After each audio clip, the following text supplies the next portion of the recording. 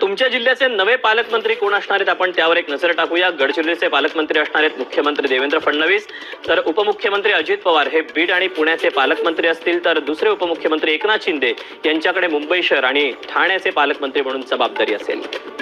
तर रायगडचा गड पुन्हा राखण्यात आदित्य तटकरेंना यश मिळाले, तर नागपूर आणि अमरावतीच्या पालकमंत्री पदाची जबाबदारी चंद्रशेखर बावनकुळेंकडे असेल, तर अहिल्यानगरचे पालकमंत्री असणार आहेत राधाकृष्ण विखे पाटील।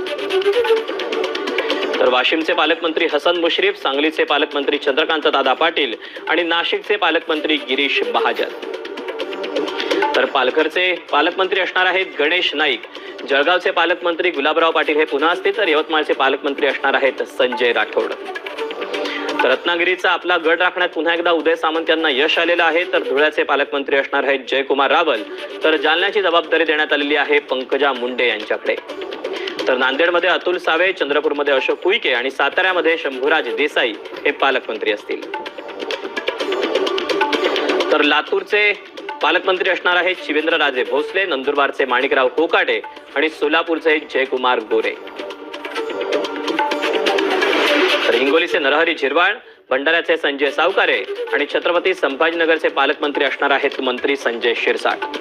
तर धाराशिवचे पालकमंत्री असणार आहेत प्रताप सरनाईक, बुलढाण्याचे मकरंद जाधव, तर सिंधुदुर्गमध्ये नितेश राणे हे पालकमंत्री असणार आहेत। तर अकोल्यामध्ये आकाश पुणकर, गोंदियामध्ये बाबासाहेब पाटील आणि वर्ध्यामध्ये पंकज भोयर हे असणार आहेत पालकमंत्री।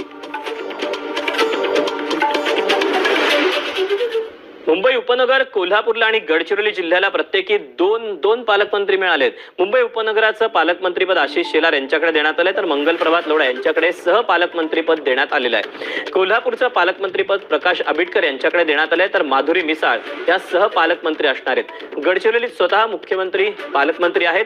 शिवसेनेच्या आशिष जयस्वालांना त्यांनी सहपालकमंत्रीपद देत सोबतीला ठेवलं आहे।